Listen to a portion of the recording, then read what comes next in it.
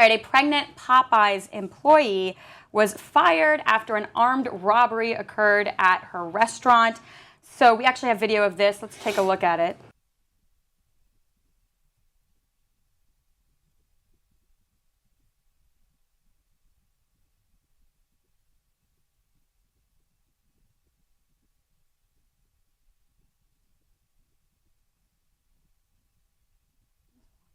Wow.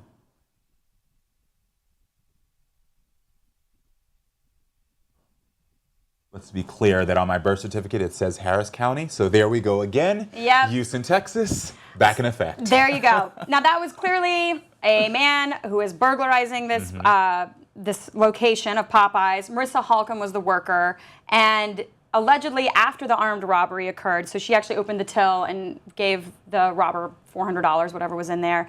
Her manager came up to her and said, "You either have to pay this money back or you're fired," which seems crazy, but in their defense, the Popeyes HR spokesperson has said that they actually fired Marissa because she broke company policy by leaving too much money in the register, and that this is something she's done before. It's not her first time.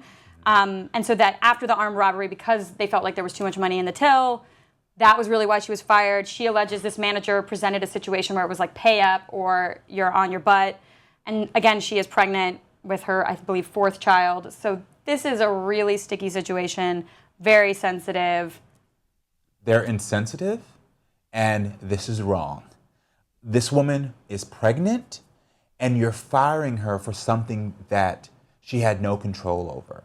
I understand that if she broke and did not drop the money when she needed to in prior events, sure. But at this particular time, there's a gun. There's a gun in my face. Yeah. And I am pregnant. The emotional distress of a woman who's carrying a child, and there's a gun here. She could have went into labor. There could have been so many things that could have happened.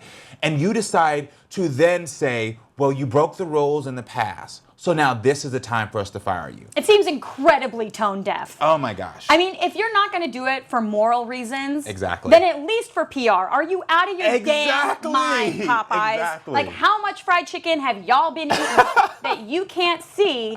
How ridiculous it is to let a pregnant woman go after an armed robbery. Armed robbery. Okay. I mean, what you do is you say, we're so sorry for what has happened to you. Let's give you another shot. But in this, if you do this again, then we're going to have to fire you.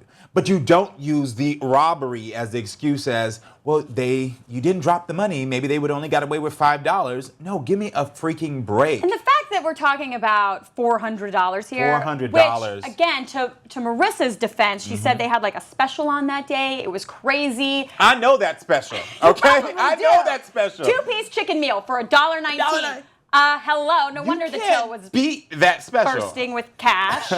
So she said it filled up very quickly, obviously, and it was hard for her to keep track. But all of that aside, again, someone came in with a gun. Yeah. What are you going to do? And later, you're actually, not only she's been traumatized by this, really violent situation, but then her employers are going to let her go and cite some sort of company policy that, again, like you said, is insensitive and tone deaf. And now we're reading this story about it, and I guess I don't eat meat, but I wouldn't be going to Popeyes.